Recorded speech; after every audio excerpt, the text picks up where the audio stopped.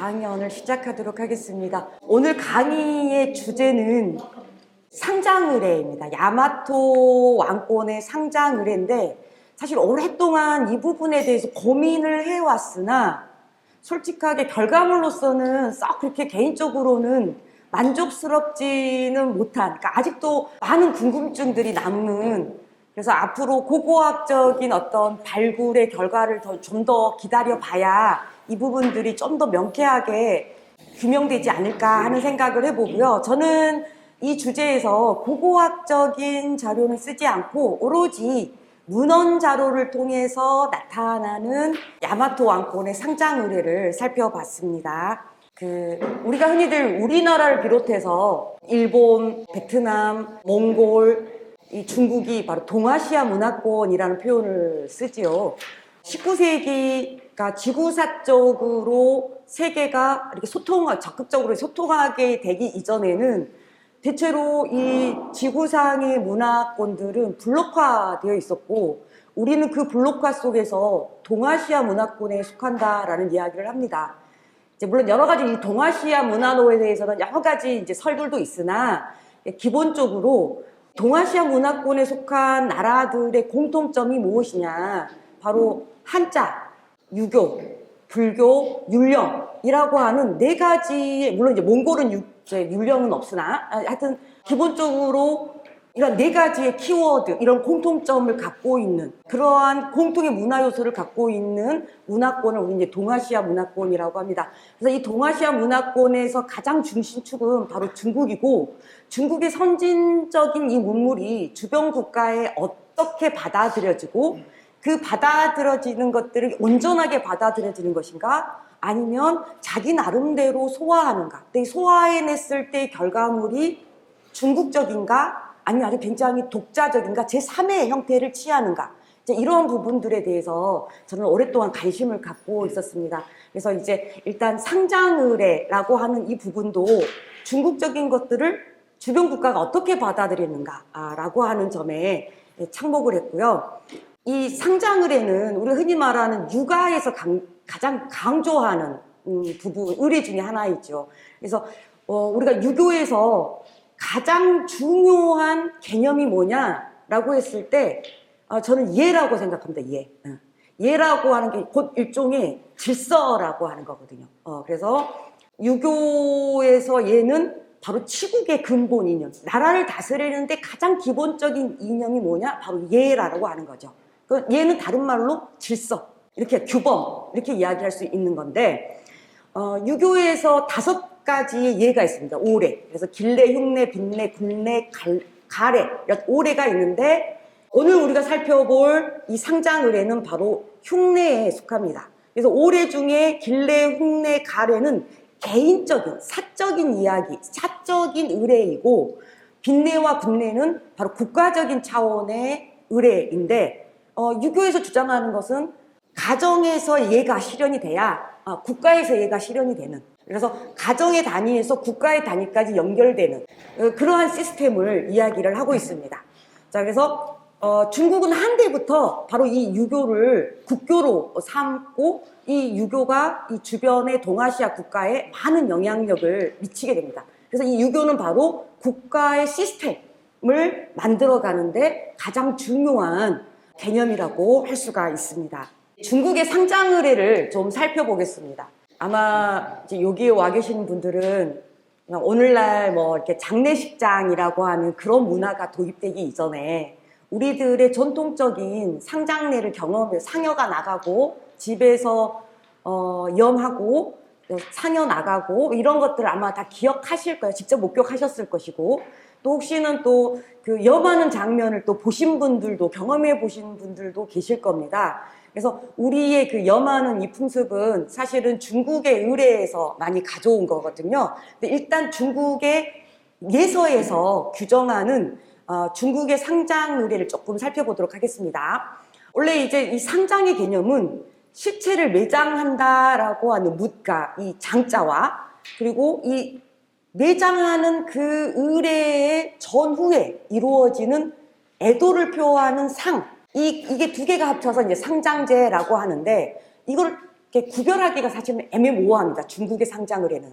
그러니까 오히려 상이 장보다 훨씬 더 큰 의미로 쓰일 수가 있는 거죠.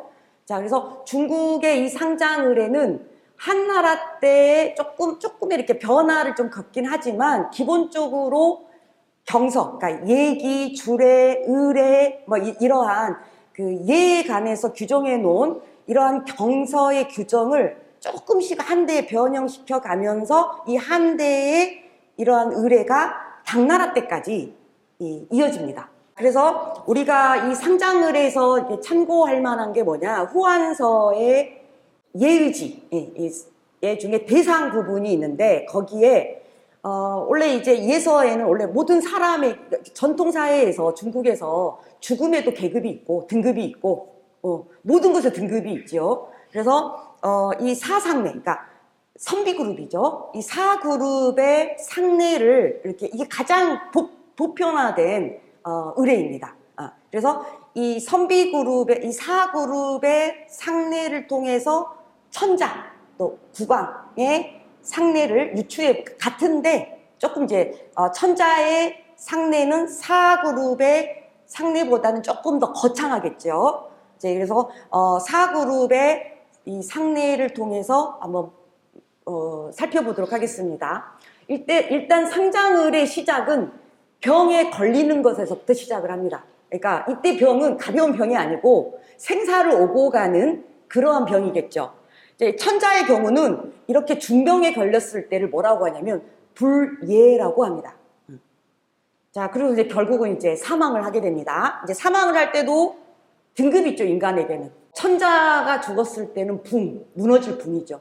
그리고 제후나 삼품 또는 3위 이상의 관리들이 이제 죽었을 때는 그래서 우리나라 삼국사기에서 고구려, 백제, 신라의 왕들의 죽음을 다 흉으로 표현을 하고 있습니다. 그런데 금성문에서는 붕으로 표현하고 있죠. 그러니까 실상과 중국의 영향을 받았을 때, 중화사상이 이렇게 우리에게 영향을 미치게 되었을 때는 표현에는 차이가 있다라는 걸 볼 수가 있습니다. 자, 그리고 3위 이하 5위 이상은 이제 뭐 불록, 그리고 평민은 그냥 죽을 사, 이렇게 죽음에도 이렇게 등급이 있는 거죠. 자, 그래서 사망을 하게 되면 일단 초원의식이 이루어집니다. 이걸 이제 복이라고 하죠. 그래서 그 최면희의 혼불이라고 하는 소설을 보시면 우리나라의 이 조선시대 상장의례가 1권과 특히 2권에 아주 자세하게 실려 있습니다.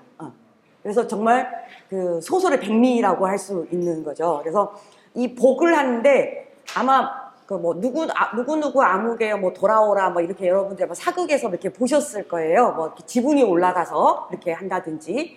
자, 그런데 천자의 경우 이 복은 5군데에서 이루어집니다. 그러니까 그러니까 침상, 그러니까 소침, 대침, 대조, 고문, 사교.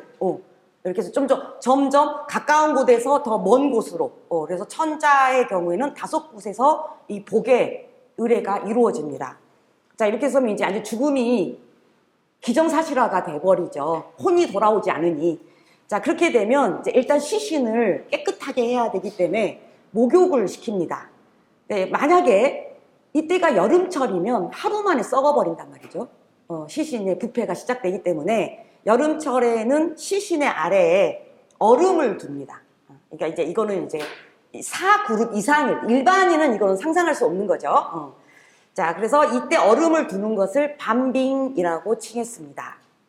자, 그 다음에는 아마 아실 거예요. 반암이라고 해서 우리 같은 경우는 이제 불린 쌀하고 구슬을 이제 입에다가 시신의 망자 입에다 이렇게 넣죠. 그런데 이제 중국에서는 주옥을 입에다가 넣습니다. 그리고 이제 이제 이 습을 하게 되는데 이제 뭐 천자의 경우는 이제 옷갑 같은 것을 이제 사용을 합니다.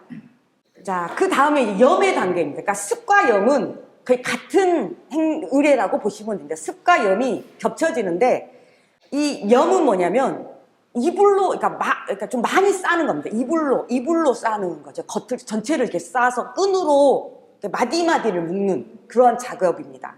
그래서 소렴은 일단 돗자리를 방 안에 깔고 그 위에다가 이제 의복을 올려놓고 끈도 올려놓고 거기에다가 이제 이불도 올려놓고 그리고 이제 시신 이렇게 순서에 따라서 이제 시신을 감싸고 묶습니다.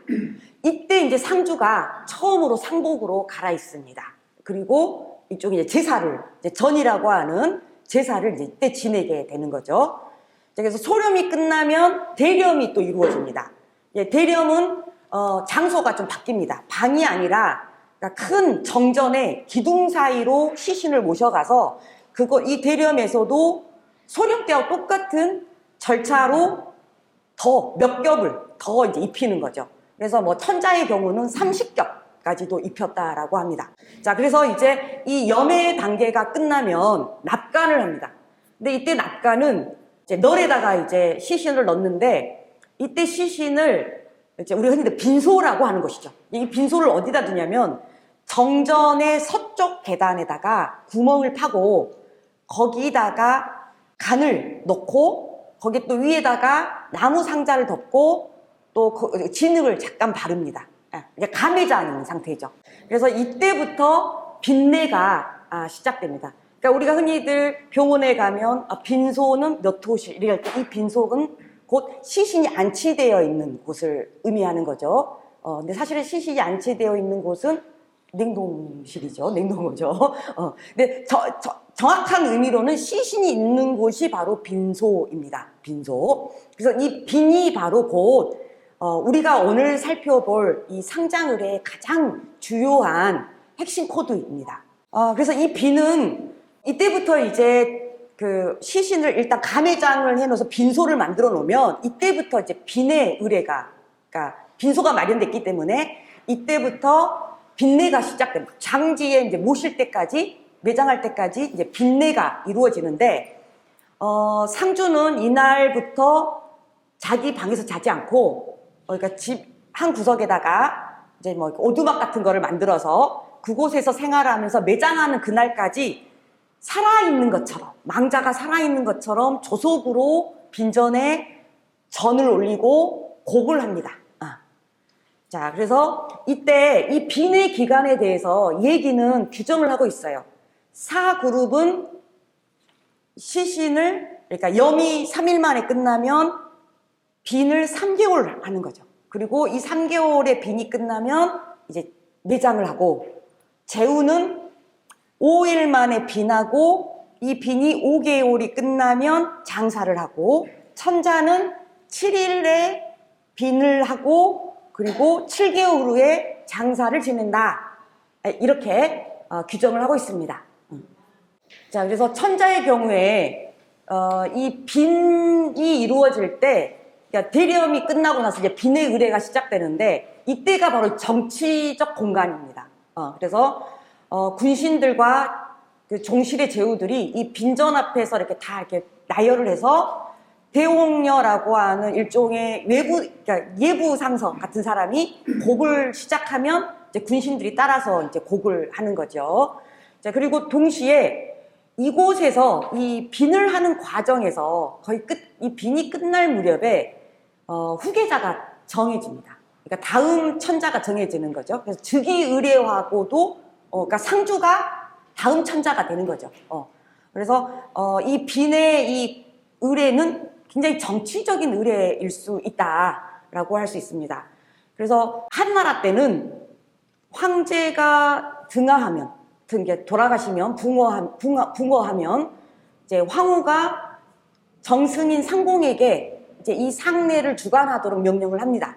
근데 만약 황제가 유조가 있어요. 그러니까 후계자를 미리 정해놓고 이렇게 뭐 역할이 이렇게 그 유언을 남겨놓으면 역시 황후의 역할은 줄어들고 새롭게 지목된 상주가 이 상례를 주관합니다. 그러면서 자연스럽게 이 상주가 후계자로서의 정통성을 획득합니다. 그러니까 빈내를 우리가 흔히 말하는 상주라고 하는 사람이 우리 빈소에서 이렇게 조문객들 맞잖아요. 그러니까 이 사람이 바로 후계자입니다. 이렇게 보면. 그리고 또 새로운 권력의 탄생을 의미하기도 하죠. 자, 여기까지 이제 빈내인데, 이제 빈내가 거의 끝나면, 이제 천자는 이제 원래 얘기에서는 7개월 하라고 했어요, 빈을. 그래서 빈이 끝나면, 개빈의 의뢰를 합니다. 그러니까 장례를 이제 하기 위해서 매장을 하기에 앞서서 빈을 엽니다. 빈소를 열어서 이제 용구를 드러내는 거죠. 관을 드러내서 이제 이게 하나의 의뢰로 이루어지고, 또 이 용구를, 이 관을 수레에 실려가지고 집안에 모시고 있는 사당이죠. 조묘, 조상묘, 이 사당에 인사를 드리는, 마지막 인사를 드리는 조조 의례를 행합니다. 그리고 이제 장례 출발에 앞서서 시호가 올려지게 됩니다. 이제 시호는 바로 높은 사람에게만 주어지는, 천자와 국왕에게만 주어지는 이름이죠. 죽은 이후에 붙여지는 이름이죠. 근데 바로 이때 장례가 시작되려고 할 때, 이때 올려지는 게 바로 시호입니다. 그리고 이제 매장지로 가고, 그곳에서 매장을 하고 나서 이제 드디어 복상의 기간에 들어갑니다. 복상. 자, 이 복상은 특히 유교에서 굉장히 중요시하죠. 그러니까 일종의 추모기간이라고 할 수 있습니다. 추모기간.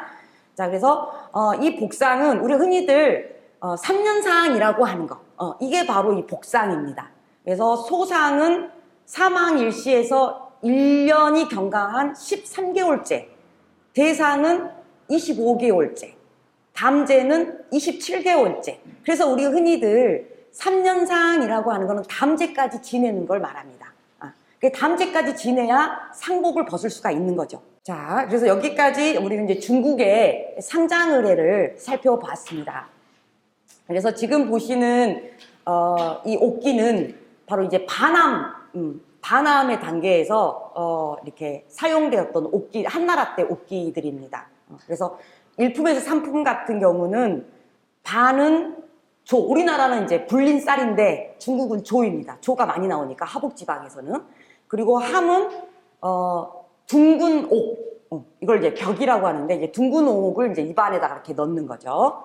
이처럼 이 반암에 사용되는 물품도 계급에 따라서 이렇게 차등이 있습니다. 자, 그리고 이제 지금 보시는 그 사진은 요나라 소태우의 여미입니다. 여미. 그러니까 우리가 수의라고 하는 이제 그런 것들이죠. 근데 원래 사실은 이거보다 훨씬 더 많죠. 그러니까 습 다음에 막 이렇게 막 여러 겹의 그러니까 옷과 이불로 감싸고 끈으로 다 이렇게 묶고 이제 납관을 하는 거죠.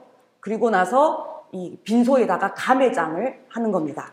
자, 그리고 이 소렴이 시작하면서 이제 빈소가 마련되니까 이곳에 이제 이 전을 바치고 사람들은 상복으로 처음 갈아입습니다. 그래서 여기서는 지금 이제 드라마의 한 장면이라서 지금 빈소가 대전 안에 이렇게 있지만, 원래 얘기에서는 정전의 서쪽 계단에다가 이렇게 가매장을 하는 것으로 이렇게 나와 있습니다.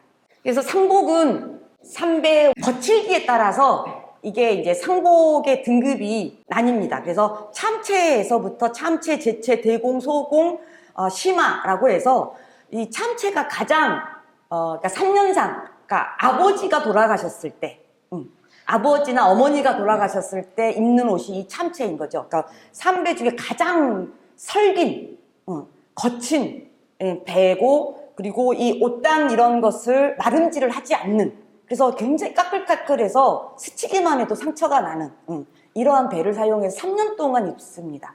그러니까 유교에서 이러한 3년상을 되게 중요시, 그러니까 3년상을 사실상 성공적으로 맞춘다는 거는 엄청난 일이라고 합니다. 그러니까 어떤 경우는 3년상 때문에 죽는 사람도 있어요. 왜냐면 그 사이에는 초막에서 생활을 해야 되고 3년상 동안 제대로 음식물을 섭취할 수가 없습니다. 풀잎싹이나 이런 거나 먹고 고기나 단백질을 전혀 먹을 수가 없기 때문에, 그래서 결국은 3년상 이후에 폐약해져가지고 죽는 사람도 굉장히 많아서 3년상을 치른 사람을 효자라고 국가에서 굉장히 현창했을 정도로 이 3년상을 치러낸다는 게 만만치 않는 일이다라고 할 수가 있습니다. 지금까지 이제 중국의 상장 의례를 봤는데요. 다음은 이제 고대 한국의 상장 의례를 살펴보도록 하겠습니다. 근데 이제 제가 고대 한국의 상장 의례라고 했으나 신라는 없습니다. 신라는 문헌에, 중국 문헌에 거의 안 나와 있어요. 그냥 관은 있고 각은 없고 그 봉분을 만들고 뭐 이 정도 선에서만 기록이 돼 있어서 정확하게 상장 의뢰가 어떻게 이루어지는지는 알 수가 없다. 그래서 문헌을 통해서 우리가 유추할 수 있는 그래도 조금 추리가 가능한 것은 이제 고구려와 백제 정도입니다. 그래서 먼저 고구려의 상장 의뢰를 보도록 하겠습니다. 주서입니다. 이 주서는 북주의 5대 황제의 기록한 당나라 때. 지금 우리가 앞으로 살펴볼 이 고대 한국의 상장 의뢰를 기록한 자료들은 다 당나라 때 편찬된 겁니다. 그래서 이제 이 주서는 북주의 역사서인데 여기에 뭐라고 되어 있냐? 고려는 고구려를 의미합니다. 중국에서는 고구려를 고려라고 했습니다. 그래서 중국과 마찬가지로 부모와 지아비가 돌아가시면 그 경우는 3년상을 한다. 그런데 형제는 3개월상을 한다. 이렇게 기록을 하고 있습니다. 근데 이때 이 주서에서 나오는 이 3년상은 빈례라기보다는 복상기간을 의미하는 것처럼 보여요.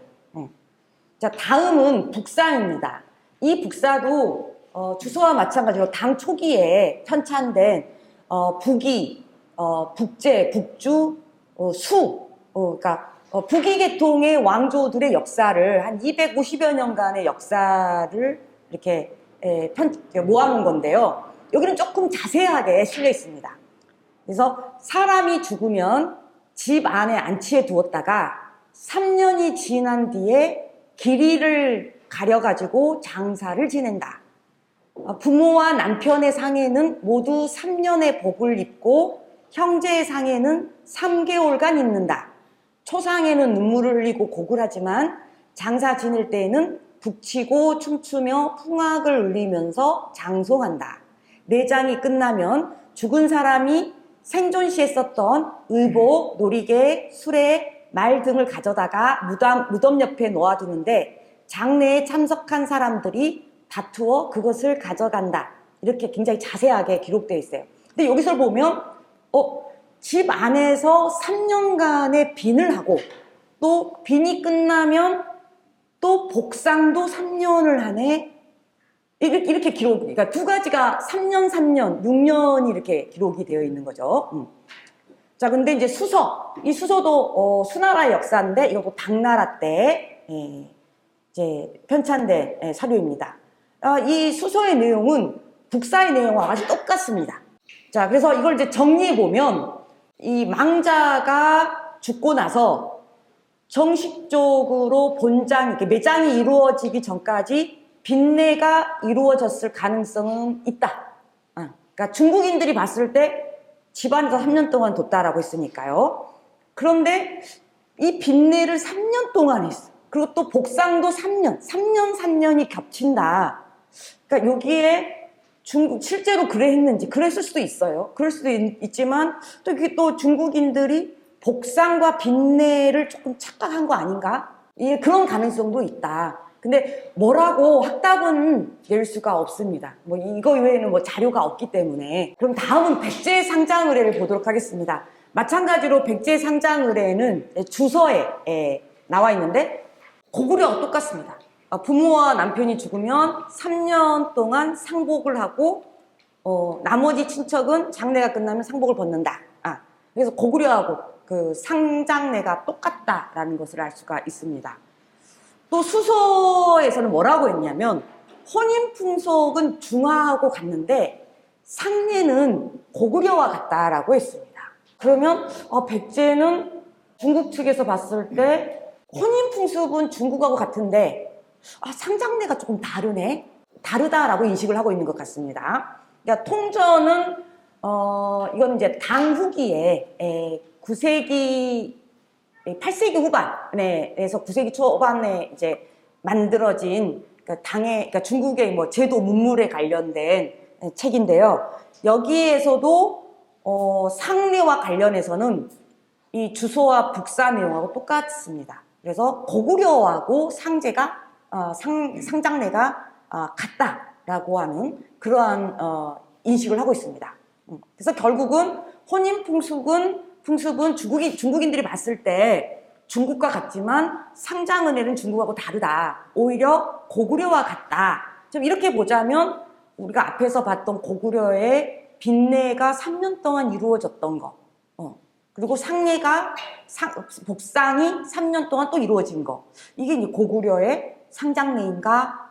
이걸 백제도 그대로 이게 그대로 똑같이 공유하고 있었던 것인가? 이렇게 인식할 수가 있겠죠.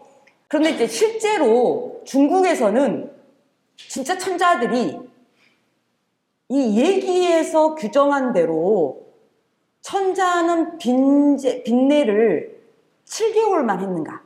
7개월 했는가? 그걸 지켰는가?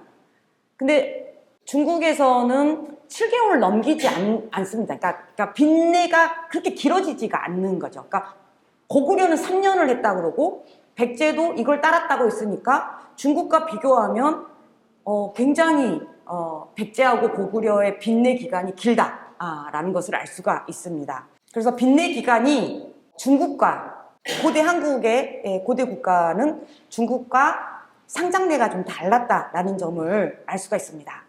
이제 거기에 대한 방증으로서 바로 문영왕릉의 사례를 들 수가 있죠. 그래서 문영왕릉에 이제 지석이 있기 때문에 이 지석의 내용을 통해서 빈례가 얼마 동안 이루어졌는지를 알 수가 있습니다.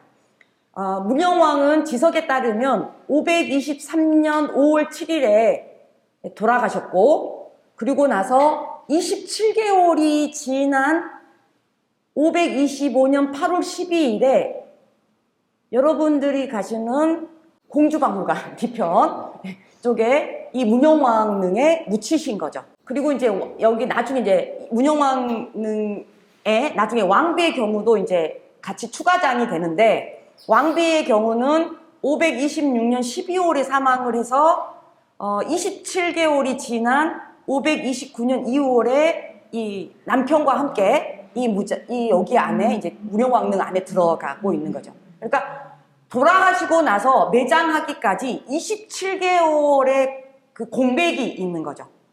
바로 27개월의 공백이 바로 빈례다. 그래서 고구려나 백제가 3년 동안 중국과 다른 빈례를 했다라고 하는 게 바로 이 27개월의 빈례를 의미하는 게 아닐까, 이런 생각을 할 수가 있겠습니다. 자, 근데 27개월이 또 우연히도 복상제에서 그 상장례에서 이 마지막 제사, 담제죠, 담제. 그러니까 망자가 돌아가시고 나서 27개월이 지나면 담제를 지내고 3년상을 끝내거든요. 그러면 27개월에 이게 담제인가? 그런지 아닌지는 조금 살펴봐야겠습니다. 문영왕릉의 이러한 장례 절차는 그의 아드님이신 이제 성왕대 이루어진 거잖아요. 근데 이 성왕은 이 성왕대에 이러한 그 남조의 양의 그 양식을 받아들여 가지고 문영왕릉 이 전축분도 이렇게 남조의 영향을 굉장히 많이 받게 되는데, 뿐만 아니라 양나라에서 의례의 전문가라고 하는 육후를 이제 보내달라고 성왕이 요청을 합니다. 그래서 성왕대에 이 육후가 백제에 옵니다. 근데 이 육후가 언제 오느냐에 따라서 연구자들마다 다 달라요. 그래서 541년 이전이냐 이후냐 이렇게 막 달라지는데, 저는 좀 이전에 오지 않을까, 그런 생각을 해봅니다.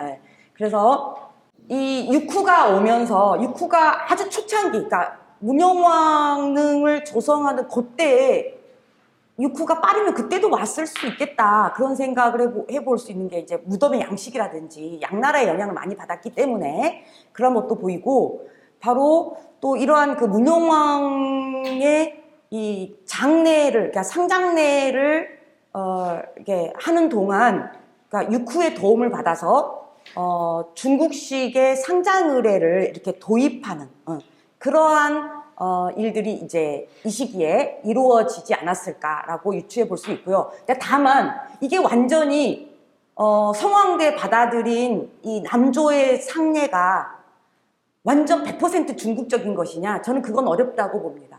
왜냐하면 이 상장내라고 하는 것 자체가 인간이 가지고 있는 그 문화 중에 가장 보수적인 문화 중에 하나이기 때문에 이게 쉽사리 바뀔 것 같지는 않거든요. 그래서 아마 어떤 것들은 쉽게 받아들일 수 있는 것들은 받아들이고, 받아들일 수 없는 것은 제래의 그러한 관습들을 그대로 유지하고, 그래서 완벽한 중국의 상장내는 아니었을 거다라고 유추하는 게 합리적인 추론이다라고 생각을 합니다.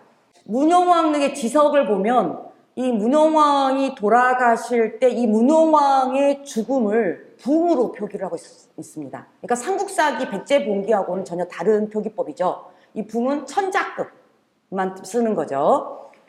이때 성왕은 아버지의 죽음을 붕으로 표기를 했고, 그렇다면 문영왕의 상장의례는 천자격으로, 중국의 천자급으로 이루어진 건 아닐까? 그러니까 받아들였다고 한다면 제후의 격이 아닌 천자의 격을 받아들여서 문영왕릉의 상장의례를 했을 가능성이 높다. 자, 그렇다면 중국 같은 경우는 얘기에서 분명히 천자는 7개월 후에 빈례를 끝낸다고 했거든요.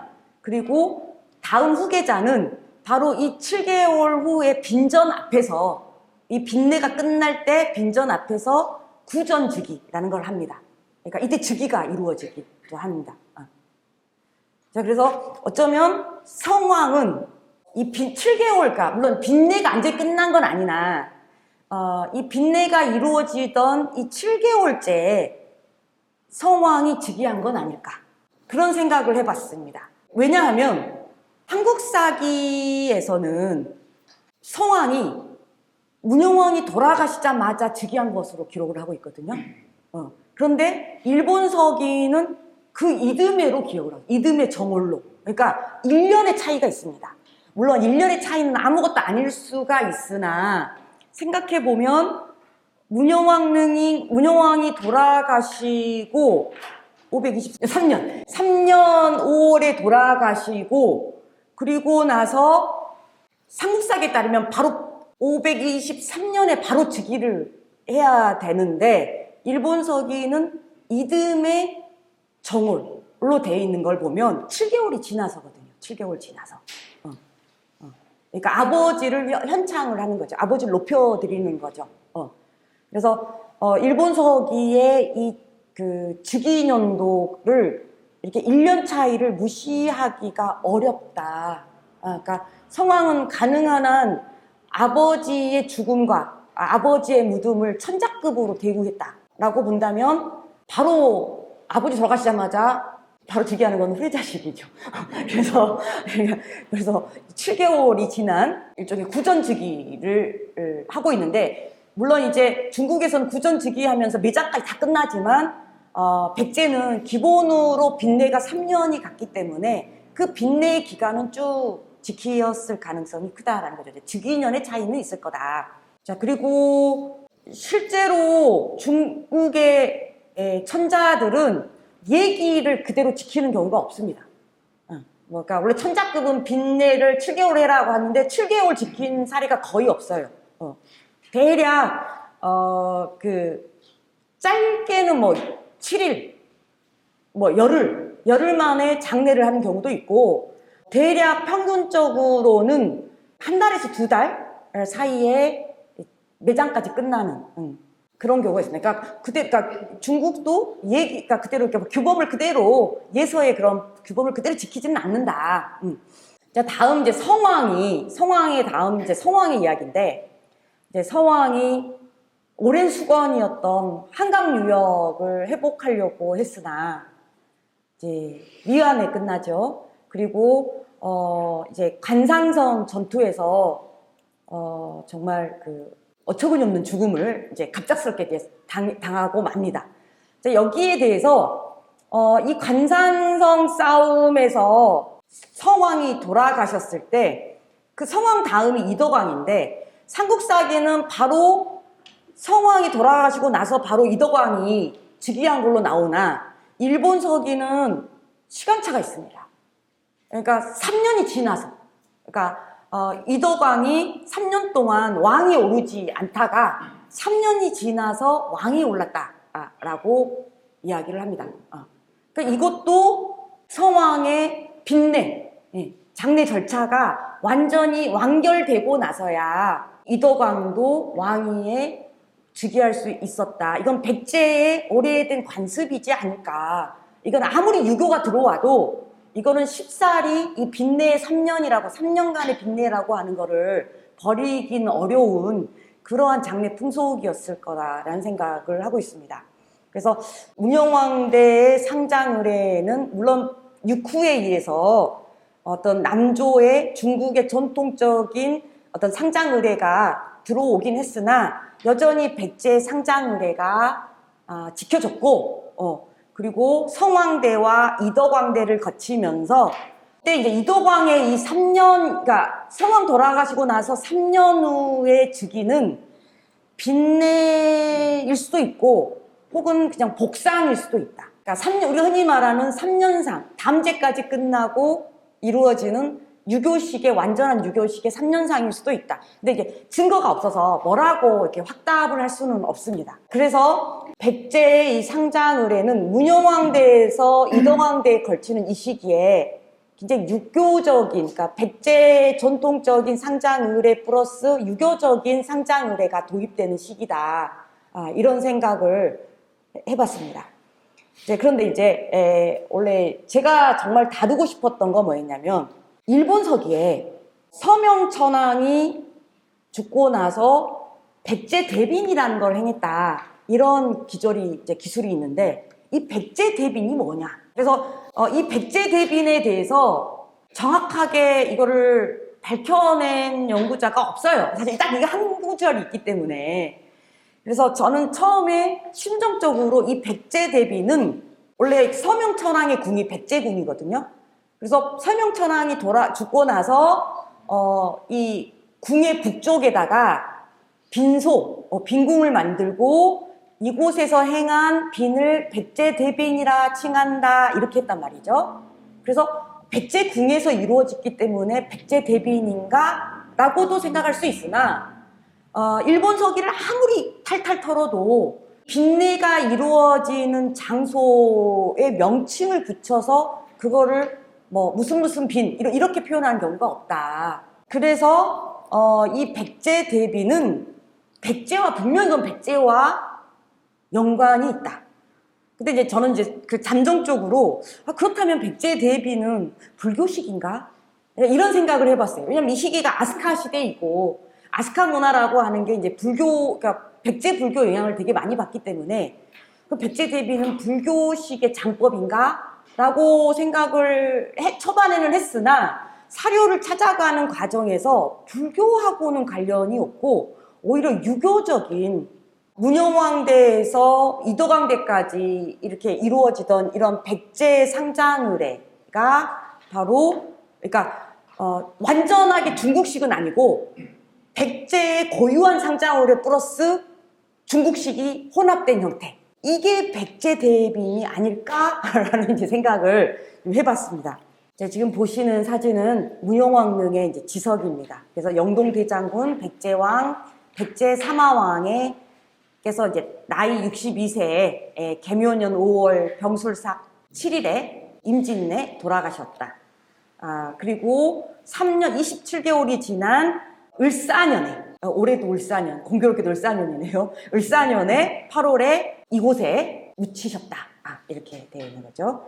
그리고 이제 이 문영왕 왕비는 526년에 돌아가시고 529년에 이제 이 문영왕릉에 같이 이제 묻히신 그러한 내용들을 싣고 있습니다. 다음은 이제 야마토로 넘어가겠습니다. 저 중국에서 시작해서 이제 한바도를 건너서 이제 드디어 이제 일본 열도로 넘어가게 되겠습니다. 인간이 슬픔을 표현하는 것, 이 그러니까 죽은 망자에 대해서 슬픔을 표현하는 것을 우리는 이제 그걸 의례화시키는 거죠. 그게 이제 상장의례인데, 그게 이제 상이죠, 상에 해당되는데, 이 상이 중국은 되게 상장례가 개념이 애매모호하다라고 했지 않습니까? 근데 어느 민족이나 망자에 대한 이 애도의 표현은 고유한 관습이 있어요. 그런데 이 야마토는 이러한 망자에 대한 애도의 표현을 모가리라고 했습니다. 모가리. 그래서 이제 고사기나 일본서기에 그 일본어의 고운을 이렇게 찾아보면 이 한자로는 빈이라고 쓰고 있으나 이건 후대에, 그러니까 원래는 모가리라고 하는 그런 풍습이 있었고, 이거는 슬픔을 표현하는 거죠. 그러니까 우리도 장례식에 상여 나갈 때 막 엄청나게 막 울잖아요. 그러니까 이것처럼 그 슬픔을 표현하는 게 바로 모가리인데, 나중에 중국인들은 이게 빈내인 거죠. 빈내. 네, 이 슬픔을 표현하는 거, 마음껏 통곡하고 하는 거. 그래서 이 모가리하고 가장 가까운 글자를 이렇게 연결시키다 보니까 모가리라고 읽고 한자로는 빈을 쓰는 겁니다. 근데 이제 원래 모가리는 어떠한 풍습이냐? 그러니까 일본인이 가지고 있었던 원래 고유한 풍습인데, 사람이 죽으면 죽고 나서 매장할 때까지 시신을 작은 건물이나 아니면 이제 가매장을 하고 그 기간 동안 유족과 근친자가 여러 의뢰를 올리며 봉사하는 이러한 상례를 우리는 모가리라고 합니다. 그러니까 제 민속학 하시는 분한테 이야기를 들었는데, 우리나라도 사실상 사람이 죽고 나서 바로 묘지로 들어가지 않는다고 하더라고요. 그러니까 육타를 시켜야 한다고. 그러니까 육타를 시키지 않고 시신을 조상들과 같이 묻는 거는 조상들에 대한 이해가 아니랍니다. 그래서 인간의 이 살이 다 떨어지는 데까지, 육탈되는 시간까지가 3년이 걸린다라고 합니다. 그래서 그러니까 이 육탈되는 이 시간도 어쩌면 이 빈내의 이 시간이지 않을까, 이런 생각을 좀 해보게 되는데요. 바로 이제 중국인들이 이제 외에 대한 가장 최초의 가장 자세한 기록이 이제 삼국지 이지 동의전의 외조에 나오는데, 여기에서 보면 그러니까 외인들, 그러니까 평민들이죠. 일반 외인들은 사람이 죽으면 10일 정도 초상을 치른다고 합니다. 10일 정도. 그러니까 10일 정도, 그러니까 빈내는, 그러니까 일종의 모가리는 10일 정도 하는 거죠. 그리고 이 모가리가 이루어지는 동안, 고기를 먹지 않고 금욕적인 생활을 하고, 그리고 조문객은 상가에 와서 음주가무를 하고, 그리고 나서 이제 10일이 지나면 매장을 하고, 매장이 끝나면 유족들은 부정을 씻어내기 위해서 일종의 이제 씻김국 같은 이제 조욕을 해서 몸의 부정을 씻어냈다라고 합니다.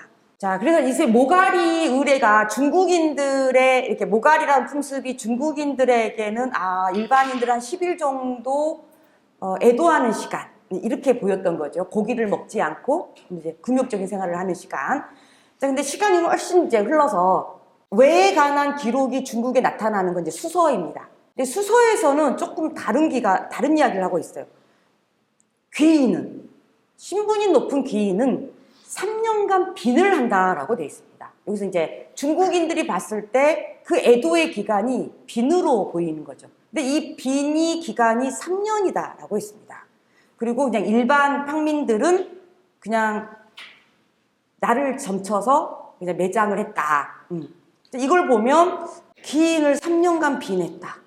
중국은 3년간 빈하지 않기 때문에 이 3년간의 이 빈이라고 하는 것은 중국적인 건 아니다.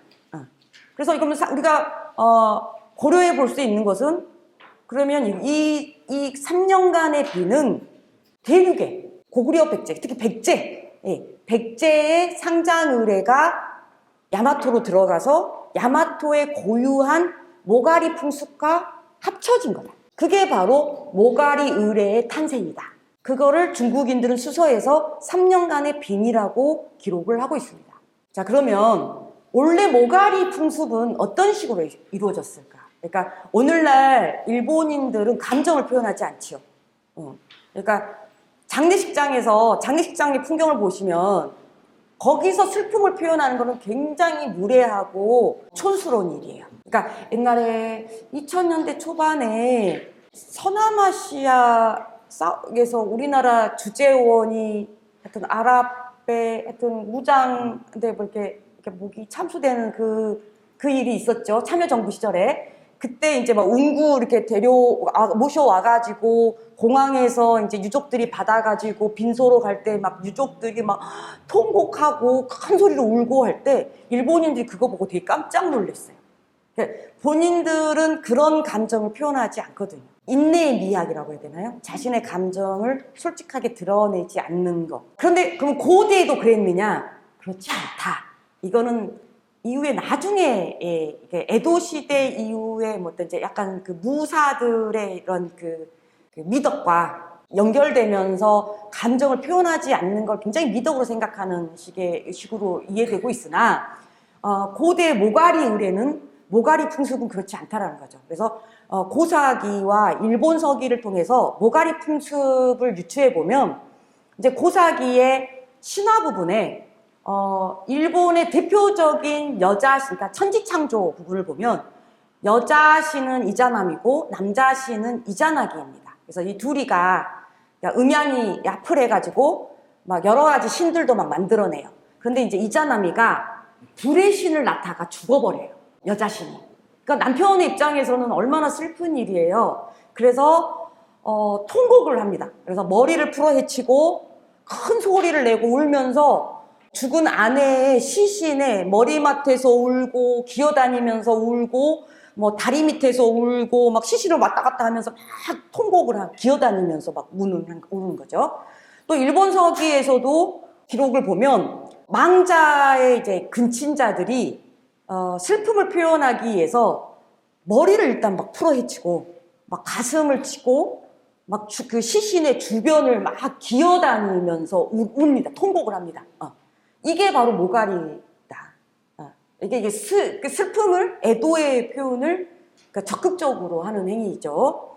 자, 그런데 실제로 이게 모가리의 의례라고 하는 게 후대의 기록을 통해서도 확인이 되는 게 어떤 이제 연구자들은 이렇게 시신 주변을 통곡을 하면서 시신 주변을 이렇게 기어다니는 이 의례, 이 의례라고 해야 되나요? 이 절이라고 해야 되나요? 그러니까 이러한 인사법을 토복례라고 이야기를 합니다. 야마토는 중국은 예를 표현할 때, 그러니까 서서 절대 꿇어앉거나 엎드리거나 하지 않고 인내를 하지요. 그러면서 이제 손으로 이렇게 예를 표현을 하잖아요. 그런데 이 야마토는 그 복종과 또 이 사람에 대한 존경의 표시로 궤배, 꿇어앉거나 포복을 하는 그러한 예법이 있다라고 합니다. 그래서 이러한 그 모가리라고 하는 이 풍습 안에서도 시신의 주변을 막 기어다니는 이것도 포복례의 일종이다라고 주장하는, 이걸 거의 정설로 받아들이고 있는 것 같습니다.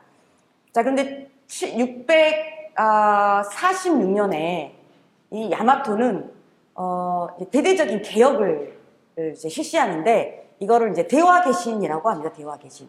근데 이 대화개신은 일종의 정책 자체가 중국화입니다. 중국화. 당처럼 되는 겁니다. 근데 이 대화개신에서 다양한 개혁안들을 내는데 대표적인 게 이 상장례와 관련해서는 박장령이라고 하는 게 있습니다. 그래서 이 박장령에서는 그러니까 야마토의 제례 풍습을 못하게 하는 거예요. 이건 원시적이고 야만적인 거라고 하는 거죠. 중국화해라라는 건데, 일단 죽은 사람을 위해서 머리털을 자르고 허벅지를 찌르고 시노비 고토하는 것을 금지라고 하는 표현이 나옵니다.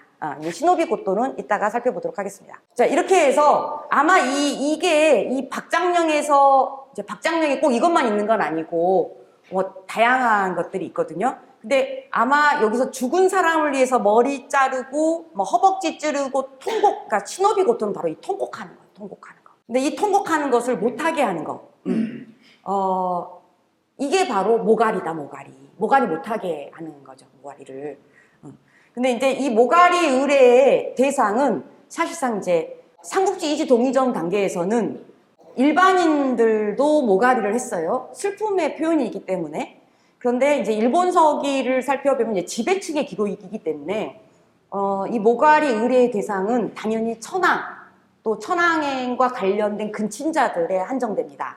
그래서 일본서기 안에서 모가리 의뢰를 했다라고 기록이 나와 있는 사례는 10명의 천황 정도가 꼽을 수가 있습니다. 근데 앞에 중해하고 윤공천황은 신뢰할 수가 없어요.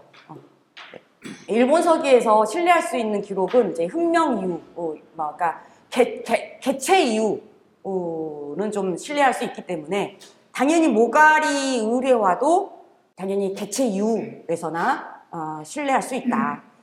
그래서 이 모가리가 이러한 천황을 중심으로 한 지배층이 상내의 하나의 의뢰로서 받아들이면서 굉장히 이 모가리 의뢰는 장기화되기도 하고 대규모적인 그러한 의뢰로 발전을 하게 됩니다. 그러니까 상장 의뢰에서 야마토의 가장 특징적인 의뢰가 바로 이 모가리 의뢰예요. 다른 의뢰가 아니라 이 모가리 의뢰가 가장 특화된다. 그리고 이 모가리 의뢰에서 시노비고토라고 하는 게 주상이 이렇게 올려지게 됩니다. 그리고 또 이때 이 모가리 의뢰에서 화풍시오, 시오가 그러니까 일본풍의 이제 시오가 헌정되고 하는데 이게 바로 이제 6세기 때부터는 이러한 모가리의 의뢰화를 우리는 인정할 수가 있다. 그래서 일본서기에 나타난 천황들을 대상으로 하는 이 모가리 의뢰의 기간들을 보면 평균값이 없어요. 그래서 짧게는 뭐 2개월, 길게는 뭐 5년 8개월. 그래서 이제 특히 이제 이 모가리 의뢰에 대해서 굉장히 훌륭한 이제 글을 남긴 이제 와다 아츠무라고 하는 선생은 천황을 대상으로 하는 모가리 기간은 기본적으로 1년이다. 이렇게 보고 있으나 저는 통계치를 내기는 어렵다. 그냥 그때그때 사정에 따라 이 모가리의 기간이 좀 달랐을 수도 있겠다. 통계치 내기는 좀 어렵다라고 보여집니다. 자, 그런데 이제 특히나 이 일본에서 이제 와다 아츠무 같은 경우는 주장을 기본이 1년인데 만약에 장기화가 되는 경우는 이 야마토의 정권이 굉장히 불안한 시기다. 정권이 불안하기 때문에 장래를 못하고 이 빈의 기간이 굉장히 길어지는 거다. 이렇게 이야기를 합니다. 자, 그리고 7세기에 들어가면 대체로 모가리의 기간이 단축화하는 그러한 경향성을 띱니다. 자, 그런데 이제 이 일본서기에 추고천황 36년 9월 무자조에 추고천황 이때 돌아가시는데 이때 뭐라고 되어 있냐면 처음으로 천황의 상례가 시작되었다. 이런 표현이 있어요. 그러니까 그러면 이전까지는 상례를 안 한 건가? 이때 처음으로 시작된 상례가 무엇이지? 이런 의문점이 생기죠. 그래서 그러면 이때 처음으로 추고천황 때 시행된 이 천황의 상례라는 게 그러면 시노비고토인가? 라고 했을 때 그러면 이 시노비고토가 뭔가를 좀 살펴보도록 하겠습니다. 원래 이제 일본어에서 시노부, 이건 이제 애도하다, 추도하다 이런 뜻이거든요. 근데 그게 이제 고토는 일이에요. 그래서 이 두 개가 합쳐서 이제 복합 명사가 되면서 추모하는 것, 애도하는 것 이런 의미가 되는 거죠. 이게 이걸 이제 중국의 상례에서는 뇌사, 이 뇌자입니다. 말씀 원별이 좀 이상하게 생긴 글자인데 이거 이제 뇌사 뇌자입니다. 그러니까 이 시노비 고토는 일본에 원래 이런 의례가 있어요. 그러니까 모가리 의례에서 죽음을 막 통곡하는 거, 슬퍼하면서 막 입에 내서 막 통곡하는 슬픔을 정말 이렇게 다 전소시키듯이 이 통곡하는 것이 중국의 의례에서 봤을 때는 이 내사에 해당된다라고 볼 수가 있는 거죠. 그래서 이 내사는 중국의 이제 역경에서 말을 표현하는 6가지의 형태 중에 하나입니다. 그래서 원래 일본의 모가리 이 풍습에는 이 내사는 원래 없었어요. 근데 중국에 상례가 들어오면서 새롭게 그러니까 애도를 표하는 부분을 이제 중국의 내사와 접목시키면서 이거를 시노비고토라고 했던 거죠. 근데 이 내사는, 이 내라고 하는 이 의례는 언제 이루어지느냐, 중국에서는 출관할 때 이루어집니다. 출관할 때. 관이 나갈 때. 그래서 한나라 때는 천자의 이제 관이 이렇게 나아가기 전에 널에다가 천자의 그동 살아생전의 업적을 평가를 해가지고 그 업적에 맞는 시호를 올립니다. 올리고 그때 그 시호를 깃발에다가 적어서 그리고 그거를 내장할 때 관 위에다가 이렇게 올려요. 그리고 이때 이제 상의자가 원래 내는 높은 사람이 낮은 사람에게 주는 거거든요. 그래서 원래 이 내사의 시작은 노나라 애공이 공자에게 내리면서 시작이 돼요. 그런데 이 천자가 망자인 경우는 천자보다 더 높은 사람이 없잖아요. 그래서 천자에 대해서는 신하들이 이 내를 올릴 때는 신하의 입장이 아니라 하늘의 명의를 빌려서 내를 올립니다.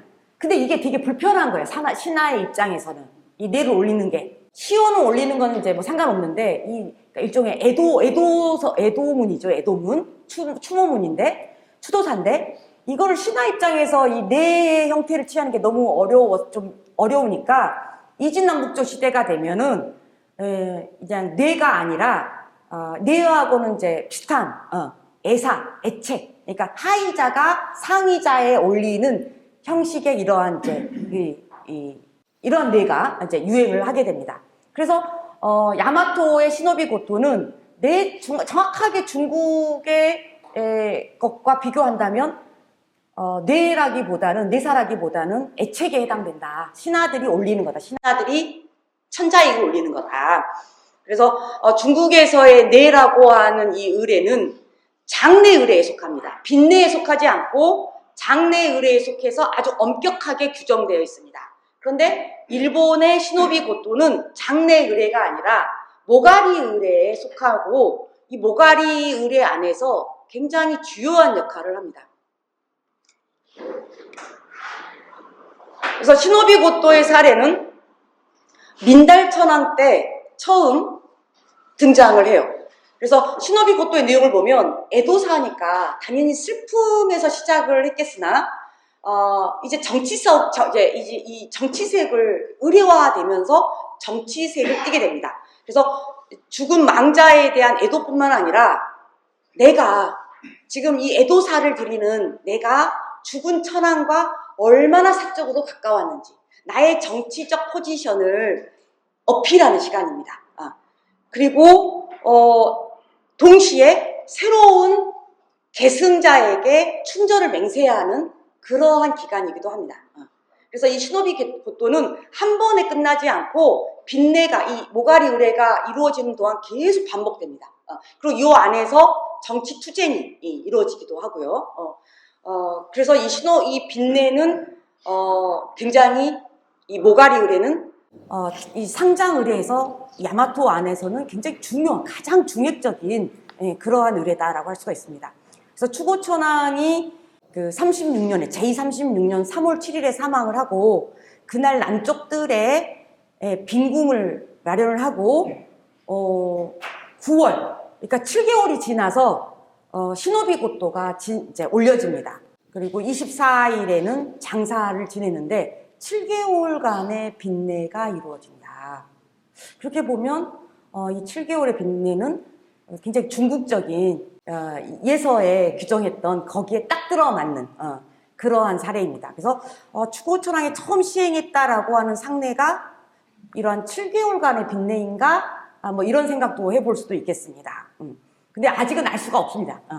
이제 추고천왕이 죽고 나서 그 다음 천왕이 이제 서명천왕인데 이 서명천왕은 제13년 만에 이제 죽게 되고 백제궁이라고 하는 궁궐에서 죽게 됩니다. 그리고 18일 날 그 빈궁을 백제궁의 북쪽에 설치하고 12월 13일에 대신들이 시노비고토를 막 올립니다. 그리고 14일 그 다음 날은 히츠기에 대한 시노비 고토가 이루어집니다. 히츠기가 뭐냐?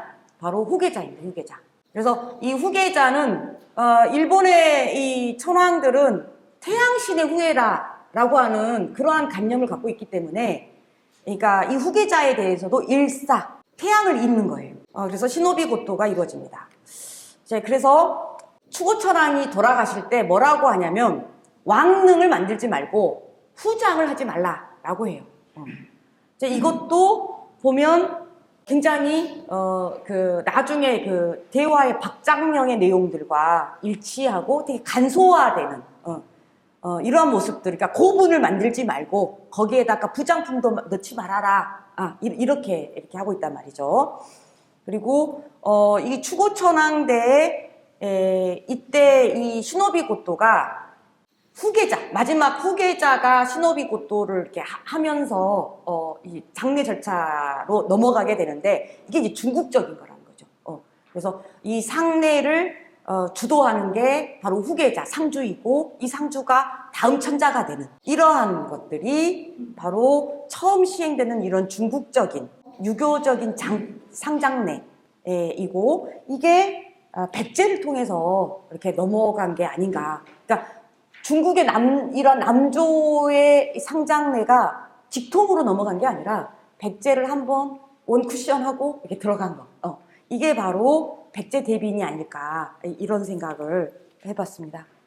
그래서 백제 대비는 추고천왕 때 처음 시행된 이 상례, 중국화된 상례와 대화의 박장령 사이에서 이루어진 시기적으로는 그러한 상례인데, 백제궁에서 이루어졌다고 해서 백제대비인이라고 불린 건 아니다. 궁의 명칭을 딴 빛내는 존재하지 않은 걸 보더라도 백제궁과 관련이 있는 것 같지는 않습니다. 그래서 지금까지 쭉 봤을 때 이 백제대비는 일본의 그 모가리 이 풍습보다 훨씬 간소화되고 중국화된 상례를 의미한다.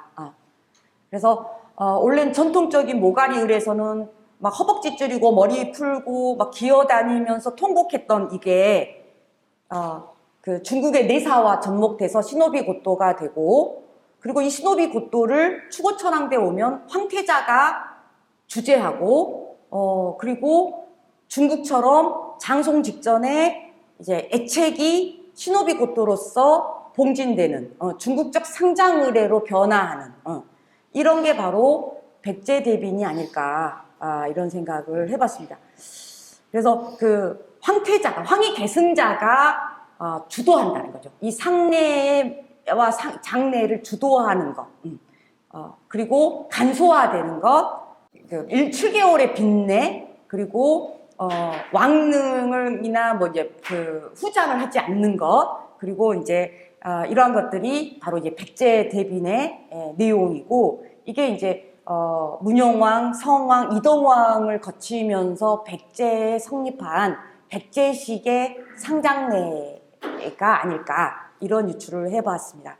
그 일본의 천황의 장례는 이처럼 대화 개신을 통해서 이제 박장화 되는 거죠. 간소화, 고분이 이제 만들어지지 않게 되는 거죠. 고분 시대가 끝나게 되고, 이제 이러한 장법을 이제 불교가 대체되면서 8세기가 되면 이제 천황의 그 시신들이 불교식화됩니다. 자, 그리고 이게 쭉 이어집니다. 이 화장법이 쭉 에도 시대 초기까지 쭉 화장법이 이루어지다가, 에도 초기에 일본은 절대 막부 800년 동안 무사 정권이 있어도 천황이 있는 조정을 없애버리거나 그러진 않습니다. 역성혁명이 존재하지 않는 거죠. 그러니까 이원 구조를 갖고 있고 현세적인 권력은 없습니다. 조정은 없으나 일단 명맥은 유지시켜 주는 거죠. 그런데 이제 에도 초기가 되면 에도 막부가 조정을 되게 우대해 줍니다. 그래서 그 해안 시대 이래로 끊겨버렸던 조정의 아주 큰 의례들, 이런 것들도 다시 부활시켜 주고요. 그리고 동시에 이때부터 이 천황의 그 장법이 다시 화장에서 토장으로 바뀌게 됩니다. 그래서 오늘날까지도 일본인들은 다 화장인데, 일본은 화장이거든요. 기본적으로 불교의 영향을 많이 받아서 다 화장인데, 천황은 에도 초기부터 현재까지 토장입니다. 그래서 지금 천황이 죽음을, 지금 현재 일본인들이 천황이 죽음을 경험한 거는 쇼와 천황, 히로히토밖에 없습니다. 히로히토가 1989년에 죽거든요. 그때 이 쇼와 천황은 모가리 의례를 합니다. 빈내를 50일간 해요. 그래서 지금 일본의 지금 이제 천황이 레이와 천황이고 상황이 존재하죠. 이 상황은 이제 헤이세이 천황인데, 헤이세이 천황은 개인적으로 자기 바램을 이야기합니다. 자기는 모가리 의례를 하고 싶지 않다. 하고 싶지 않고 또 토장도 하고 싶지 않다. 화장을 하고 싶다. 이렇게 이야기를 합니다. 나라 시대 이후가 되면, 그러니까 8세기 이후가 되면 천황들의 무덤은 다 화장을 해서 절에 모시게 되거든요. 그래서 중세 시대에 지금 여기 보시면 교토에 있는 미데라 센유지라고 하는 절인데, 여기가 천황가의 원찰입니다. 그러니까 천황이 돌아가시면 천황의 이제 시신을 화장을 해가지고 이제 뼈가루를 여기서 이제 모시는 거죠. 그래서 능이 필요가 없다. 그리고 중세 때 천황의 상태로 죽은 사례가 거의 없습니다. 그러니까 그리고 특이한 점이 뭐냐면, 고대 천황제가 성립된 이후로 천황에 있을 때 암살된 사례도 없습니다. 그러니까 천황에서 내려오면 암살당하고, 그리고 중세에서도 대부분 이제 상황일 때 죽거든요. 근데 천황일 때 죽은 사례도 있을 거 아닙니까? 근데 천황일 때 죽었다 하더라도 살아있는 척합니다. 그동안은 죽음을 알리지 않고, 그러니까 존명에 있다라고 치고 그 사이에 양위 의례를 하고, 그리고 대외적으로 죽지 않는 것으로 취급을 합니다. 그러니까 우리가 흔히들 천황이라고 하는 사람은 단순한 통치자가 아니라는 거죠. 일본에서의 천황은 종교의 수장입니다. 그러니까 종교적인 색채가 아주 강하다는 거죠. 그래서 천황에 있을 때는 죽음과 연결시킬 수가 없는 거예요. 살아있는 신인 거죠. 살아있는 신. 자, 그래서 에도 말기, 그러니까 메이지 유신이 일어나기 바로 직전에 천황이 바로 코메이 천황입니다. 그래서 이 코메이 천황 때 보시면 이렇게 매장이 에도 시대 때는 다시 이렇게 고분을 이렇게 짓고, 그리고 이렇게 매장을 토장을 했던 모습을 다시 부활한 거죠. 모가리 의례도 다시 부활을 하게 됩니다. 이게 쇼와 천황의 무사시노 능입니다. 보시면 천황 능이 이렇게 있는데, 쇼와 천황은 토장은 아닙니다. 그러니까 모가리 의례를 했는데 화장을 했대요. 화장을 해가지고 무덤을 만든 거예요. 무덤을 이제 뼈를 저기다가 묻었고, 여기 보시면 모든 천황의 능 앞에는 이처럼 도리가 있습니다. 도리. 이 도리는 일본의 신사 앞에 있는 신성한 구역을 상징하는 표식이죠. 그래서 바로 천황의 무덤은 신성한 지역, 신의 공간인 거, 신역인 거죠. 메이지 천황 같은 경우는 1912년에 죽거든요. 그래서 이 메이지 천황 같은 경우는 모가리 의례도 똑같이 고대처럼 똑같이 하고, 그때 모가리 의례할 때 대신들이 시노비고도 다 똑같이 합니다. 그리고 토장이 이루어졌고요. 고분이 이렇게 만들어졌습니다. 여기까지 모가리 의례와 이 백제의 대빈에 대해서 짤막하게 이제 살펴봤는데요. 이제 그동안 고생 많으셨습니다.